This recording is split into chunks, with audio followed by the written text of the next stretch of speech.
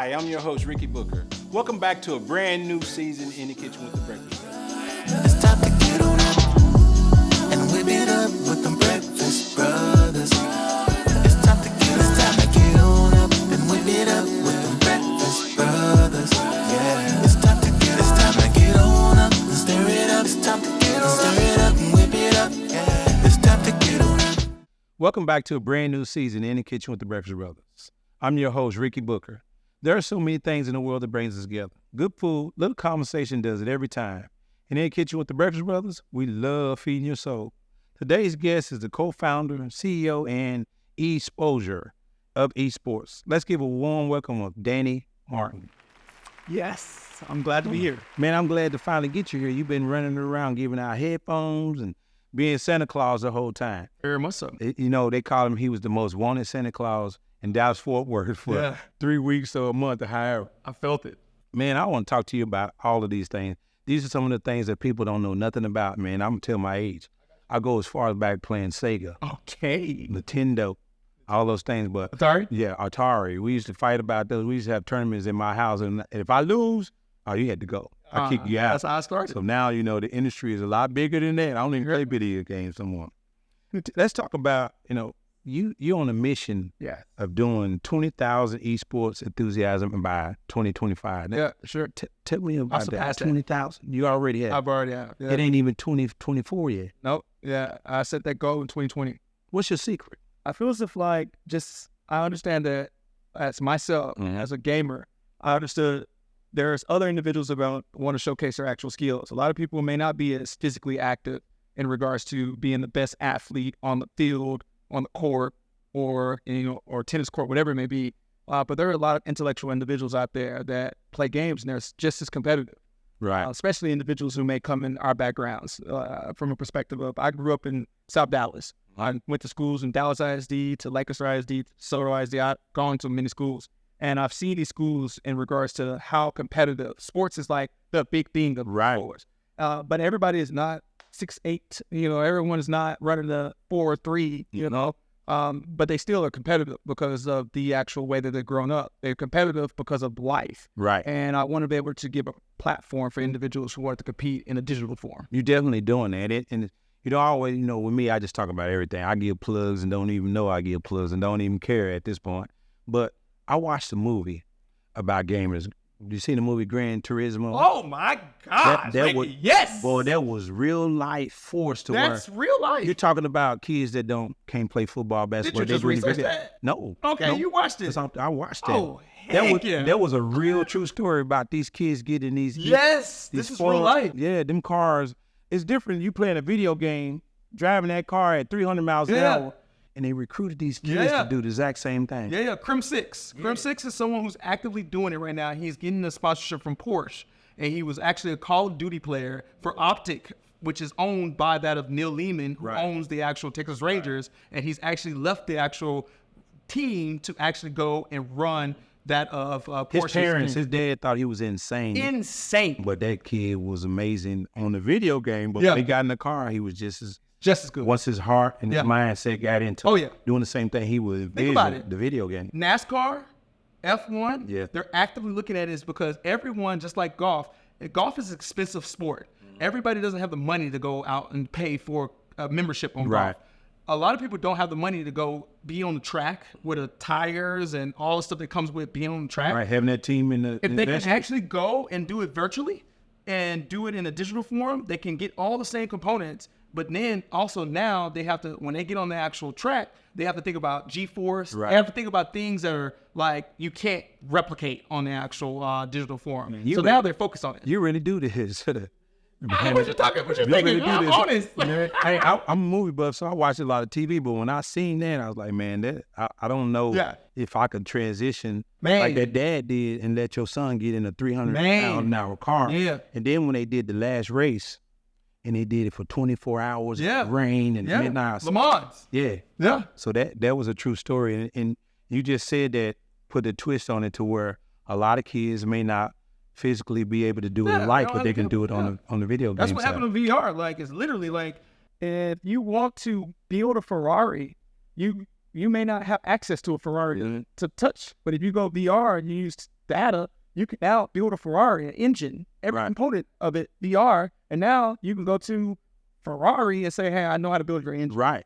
And it's real life because it's real life now. Yeah. I'm family oriented. Everybody knows, like, my mom has literally, she has worked for companies like Oracle, IBM, big tech companies. I grew up with her not around. I grew up in Oak Cliff. I would live with my grandmother in middle school, high school. She would leave on Monday and she wouldn't get back till Friday. And then I would be with my grandmother the whole time because she would travel to other places. So I spent my time in Oak Cliff because my mom traveled to work to take care of us. And one of the things I learned from her is I never knew what she did, but I also knew, like, whatever she did, she was the top of what she done. Mm-hmm. And she would bring a lot of the things that she experienced as being an African-American woman in tech. She would bring those to us, and it was hard, like hearing her stories.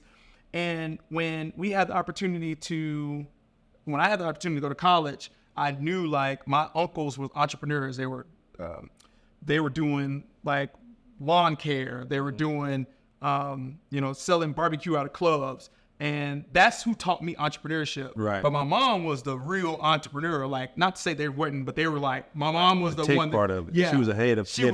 So they all looked up to her. And for me, it was like a perspective of, like, I always wanted to, based off of seeing her family, I always wanted to be able to engage with my family. And my mom actively brought us as siblings together to run a company. So before anything, my mom was the matriarch of us running the company, to the point to where she now said, hey, Danny, you're running the company. I want to retire and I want to come and be a part of your company. And now literally today, I had my mom call me. She said, hey, Happy New Year. What are you literally looking at being able to bring into the next year? And I told her mine. I said, what about yours, Mom? She said, I actually did it. I fulfilled it. I brought all my kids and they're working in the same company together. So I built my company, and now my mom, my sister, and my brother are all part of our company. And that was her wish. And I wasn't saying, is that just your death wish? Like, if you died today, like, would you be happy? Like, but she literally said, I'm happy because of my family is part of my company now. Well, you have done it and you're still doing it. I call it the high-end daycare. Yeah. For adults and kids. Sure. Yeah, both. But, we're going to get to talk a little bit more about what's going on with ESPOSURE. But in the time being, we're going to go back and see what Luscious has going on. What's up, y'all? It's your girl, Luscious Barbie. You already know I'm going to spice it up with a little game, okay? It's going to be a menu scramble. Okay. Because we're at a restaurant, and you're used to seeing these anyway. But it's kind of like when we was in school. You know, you used to do pig Latin. Yep. Did you do pig Latin? Would you have the backwards? Dang, I just told you how to read the scramble. But let's see if you did it right. Okay. I'm going to slide these in front of you. Any of these can you get? And name them as you see them. Call them out. 30 seconds. So can I just read them? Yeah. Okay. You chicken off. Okay. Right. Uh-huh. Bacon. Okay. Grits and shrimp. Okay. And biscuit. Okay. And lamb chops and eggs. Okay. And not napkins. It's and eggs. Whoa, French toast. Okay. I don't know. Okay, time. You got 6 out of 7. What is this one, though? That one was pancakes and sausage. Ah, yes. And you won the game because it's the first time we ever did it. Okay, dog. I was like, what? You're the champion of the game already. 30 seconds on the clock. You still have only one left. That's spelled wrong, though. It's scramble. Danny. Think with your eyes, not your brain. I was like, no. He's like, no, it's supposed to be. It's supposed to be like, I got you. So you won the menu scramble. All right, we're here at the sit down with Danny Martin, and man, we're gonna get to it. You're gonna get to eat what you ordered, and we're gonna enjoy this conversation because man, I have so many things to ask when it comes to the gaming industry. I know we talked fast forward on a lot of things in the introduction in the beginning, but I want to go backwards a little bit. Getting started with your industry, just you told me how your mom and your brothers and how she created, but it still had to be somewhere in your mindset of getting you started. Let's talk a little bit about how you got into the industry. Yeah, for sure. So I was a tinkerer in high school. I was an individual that fixed individuals' car systems. I love transistors. I love subwoofers, amps. I was the person I had the best sound system in my truck as a high school. And people would be like, man, your audio sounds really awesome. So they'll ask me to fix theirs. And, I'll go to Trader's Village and get negotiate prices in regards to helping my individuals in high school actively have good sound systems. I also worked with my uncle, who was a lawn care specialist. And after school, after practice, I would go and work lawns up until the nighttime, typically around about 7 p.m. before it gets dark.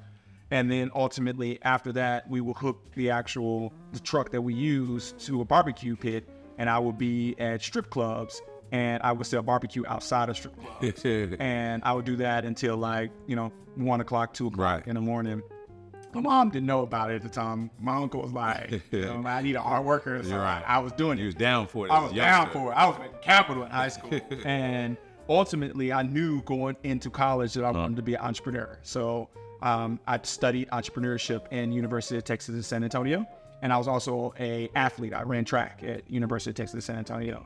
So the bug started while being a person in South Dallas and Oak Cliff and the best Southwest, basically. Okay. Right. And ultimately, I knew this is what I want to do. I don't know what that light bulb moment would be, but I was actively in college at the time, and one of my athletes stated, one of my teammates was like, hey, my console is inoperable. And he was mad about it, just due to the fact that we got practice, study hall, we got to get our grades. Sometimes it just needs like a breath of fresh air. And gaming was that for us, where we could just play with our teammates.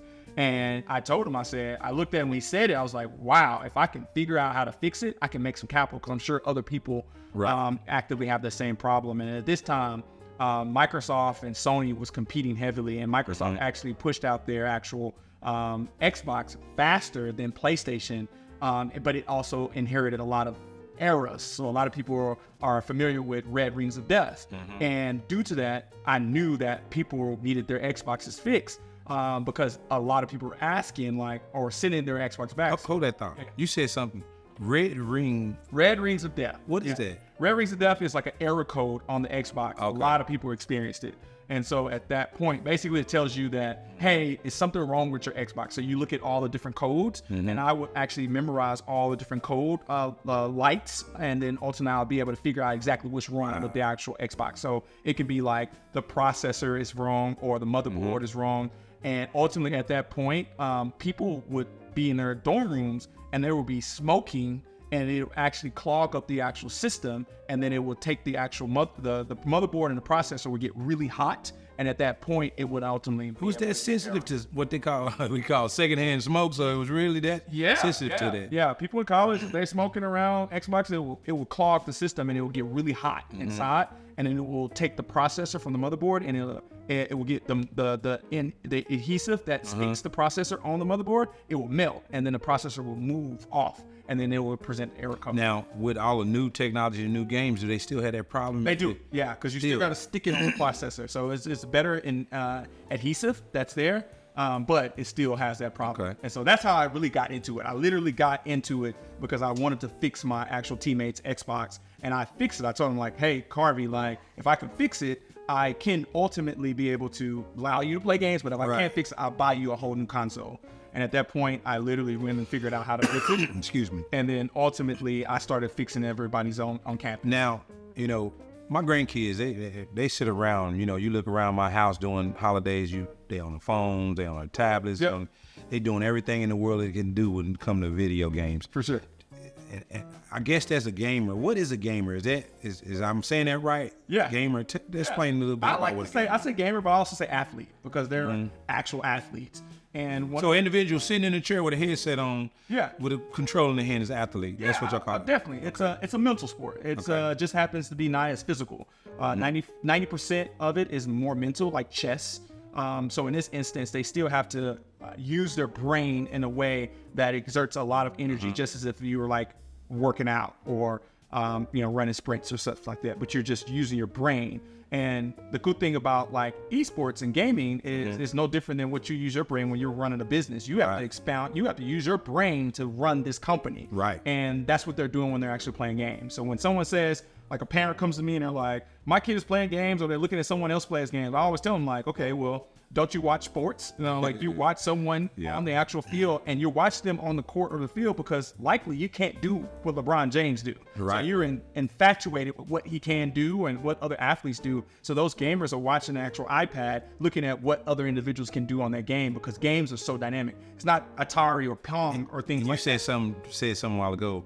They can't do what LeBron James do, and LeBron can't do what a video gamer can do unless he's doing it all the time too. But I bet you some gamers that can beat him in basketball on the video game. Oh, definitely. Yeah. Right now, the NBA just, at this point, they've actually invested in the NBA 2K League. So they have the WNBA, they have the G League, they have the NBA, and they have the NBA 2K League. The NBA 2K League is an actual game that the individuals play, and every NBA team has an actual NBA 2K team underneath them. So Mavericks has one and all of them. Okay. Now you said that. Yeah. This is where I go into my next question. How can a gamer make money doing this? You just mentioned 2K. Welcome to Breakfast Brothers. Oh. Hi, my name is Ty. I'll be taking care of you today. Okay. Got you with some food. We sit there really getting this compliment. But go ahead, order your food, man. First, sir. You starting with something to drink? Yes. Can I have orange juice with no ice, please? Of course. Got that for you. Have you had a chance to look at the menu this I have. I'm ready. All right, what we have it? Let's do a fried salmon Okay. with that of waffles and melted butter and warm syrup. Got it. Is it the red velvet waffle or the regular waffle? Let's do the regular waffle. Got it. All right. I'll be right back with that for you. Would you like your drink now or to come out now with the food? I like it right now. Got it. Thank you. You know, with all the NIL, with the actual sports kids the students coming from high school to college, they're getting paid. Yes. So talk about how a gamer can actually make money, because I know it's out there. You just mentioned the NBA and what they're doing and investing in. Are these gamers making it? Well, these athletes making any money off of Thank you for that. Yes. Yeah, you teaching me some games. I'm for the gamers. So like, I'm make them feel that they are no different than what individuals on the court and field. So there are several elements. So one, a gamer can actually make money through streaming. So they can create content and people can subscribe through Twitch or YouTube. And then two, gamers can actually make money via that of contracts based off a professional team. So Mark Cuban owns the esports team. Neil Lehman, owners of the Texas Rangers, own an esports team. Jerry Jones owns an esports team. They all own esports teams, and they have to be able to provide contracts to those individuals. So the best gamers like Booga, who won $3 million at 16 years old, he gets a contract with those actual teams. And that point, that allows them to make money. The NBA 2K League, right, for Mark Cuban, they get paid $60,000 every 6 months, and they get free housing. They ultimately go and they travel fees, and then they compete for approximately about $1.4 to $2.5 million every year. So these individuals, we've had out of our company, we have 9 individuals that have gone pro in NBA 2K. So in this instance, literally these individuals come through our company, so therefore they can get seen by the NBA, so they can get NBA contracts. So they make money from that. That's huge. And the reason why I say, I tell you this early on, that I love watching TV. I'm in the movies. I'm into the series. I started watching The Chi. Yep. The Chi is based on, I think it's like 4 or 5 seasons now, based on the culture of Chicago and sometimes the poverty and the bad things that goes on and the good things that goes on. But they the writer went to a whole nother twist. One of the leading actors, his name is Kevin. He's a young kid. He's growing up in Chicago, and all he did, he was smart. All he did was play video games. Yeah, for sure. And he became an age where he started making money out of it. Yeah, for sure. And his mother was asking, where are you getting all this money at? And he said, I'm playing video games. She didn't believe him, so he had her, I forget what it's called, where a parent had to sign for a kid at a young age to move out and get his own apartment. So he ended up doing that and was able to pay his own apartment. And she wanted him to be something bigger than just a gamer. She didn't believe that there was a future, a career. Yeah, for sure. Well, a company in California, after he started, I call it these underground gaming for sure. things that he was doing, gave him a contract, and he told his mom when he graduated from high school he was going to California. She said he was crazy. But she went on ahead and believed him, and he got a contract that was giving him advancement. Based on that. Right, giving him a place to live and all that. So with that just being TV, telling me how big the gaming industry has became, and you just spoke on it about how all these legit and these big owners had started investing into EA Sports. So, well, we always have a thing too that we do. I'm gonna let you take a couple bites of that, but and we're gonna get back to our conversation because I want to know, you did this in the pandemic. Very much so. And you did a lot of things as a young black entrepreneur. Very much so. You had to have some obstacles. You had so many. Man, I think the biggest obstacle that I've experienced, and you mentioned the actual pandemic. As a development company, as we were trying to focus in on helping individuals get into the industry because of those parents that may say, hey, individuals can't make it in this industry. We focus in our company.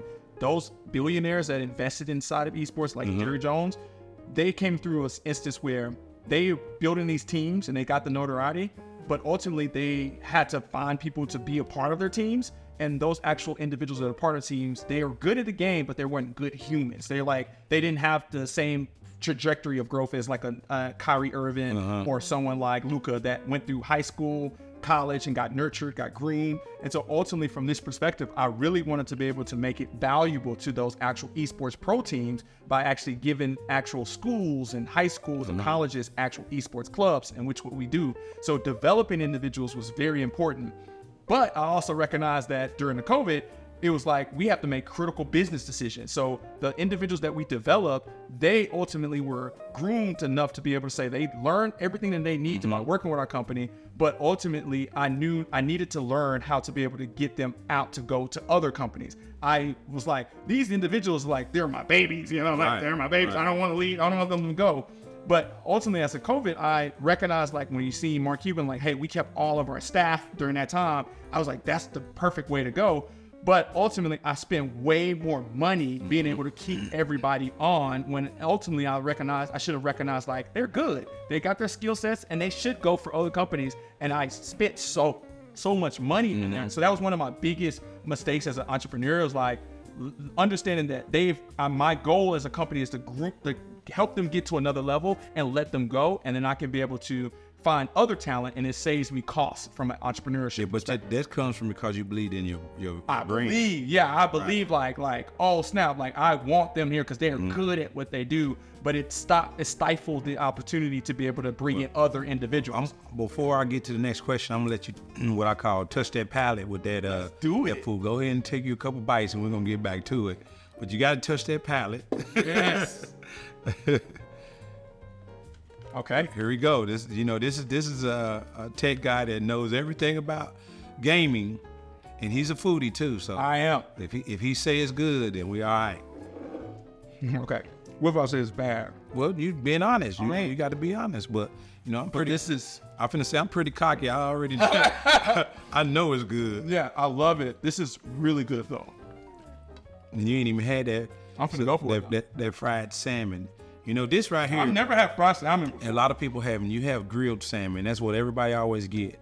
And I'll tell you the quick story behind it. And one time we was in we call it the belly of the beast in our Arlington location. We was going. It was so many. I hear that printer in my sleep with so many tickets printed. Wow. And I hollered for a fried salmon. But actually, what I was telling them was put down one piece of catfish. So they dropped, everybody looked at me, I said, yelled fried salmon. So they dropped the fried salmon. And when they got ready to play it, I was like, what is this? I said, a single catfish only. They said, you said fried salmon. Everybody that worked around know me, I got to be right. There was no way I said that. Yeah. So I said, drop me a piece of catfish, put the salmon in the window, and left it there. Okay. And later on a couple of hours, kind of slowed down and started cleaning it. I said, let me taste that. Okay. Can you Taste explain? There's a drizzle on top of the salmon. Can you explain what that drizzle is?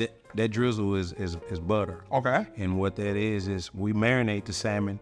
I'm not gonna tell you the whole secret, but our number one secret, we use an all-purpose season, Breakfast Brothers that I've created, and we cook that with that, and it's actually a batter that we use too on this, but it's an all-purpose season that you see, and that butter is a special butter that we have too.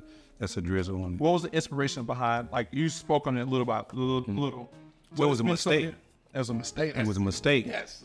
Because I called out a fried salmon thinking I was calling out a piece of catfish. Mm-hmm. And they just, everybody know, they just did what Ricky say. When I'm in the kitchen, they do what I say. Yeah. They don't never bug the system. And that day they didn't bug the system and they did what I said. Get it. And it came out perfect. So now we got a fried salmon and you can get a fried salmon bite as well with our special sauce. So I don't know if you know this, but I have some of my best meetings here. When there's some entities that come out of town, like when esports teams, pro teams come and they want to meet with me, I never knew that. I tell them come here. And this is some of my best meetings are here. And now, since I'm gonna come here and I literally am eating this now, I'm going to order this now. So it's really I'm cool. gonna get you a side of our KOD sauce. Please. Ty, bring me a side of KOD sauce. Where you can taste it with that. We usually use that with our salmon bites too, but Okay. we got into that. And you talked a little bit about the esports side of things, but I also want to talk about the education side of what you bring to it. Oh, yeah. I know you do. You employ people, you give people jobs, but let's talk a little bit about the education side of it. Okay. I think, as I stated, like, we see a need in the system. Like, schools did not have esports clubs and programs. And with the actual professional leagues and them establishing like 100,000 individuals being able to watch an esports team compete on a global stage, it needed to be able to create. Oh, yes. That's perfect. Yeah, and this is actually, we got it bottled too. And I bet you, it's I don't know if you like spicy. It's kind of spicy and sweet. Okay. Can you tell me what KOD means, the acronym? Well, when we first started, we started in a little black trailer behind our entertainment club. Okay. You call it a strip club, but you can say entertainment. But King of Diamonds. Oh, Yeah, KOD, that's a sick short version of King of Diamonds. you got that copyrighted? Yeah. I love it. Oh, yeah. Trademark. Copyright and trademark is two different things. Love it. Educate the people. Yes. But that's what it is, and you taste it with that sauce. That's a special sauce. And we was making it bottled, and I was making the seasoning in that little black trailer Okay. singly every night. If I ran out of it, I would have to run home real quick and make it because I didn't want nobody to know the recipe at the time. Sure. So that's what was created. So we got 3 special sauces: KOD, the honey lime, and the henny that's made out of real hennies. Okay. I love it. Man, Danny, I could sit here and talk to you all day long Very because much you're so. doing some amazing things. But won't you tell everybody how they can get in touch, where you're located, and if they want to come as a gamer, be a student, just give them all the information. I think the biggest thing I always tell individuals is like, LinkedIn has been one of the most powerful communication Right. tools on the planet right now. So I always tell individuals, follow me on LinkedIn. Naturally, my name is Danny Martin, but most importantly, after just follow me, go to my activities. So there's another element of LinkedIn. You can go to my activities, you can see everybody that I interact with Right. on actual LinkedIn. And that means you're not necessarily just listening to me.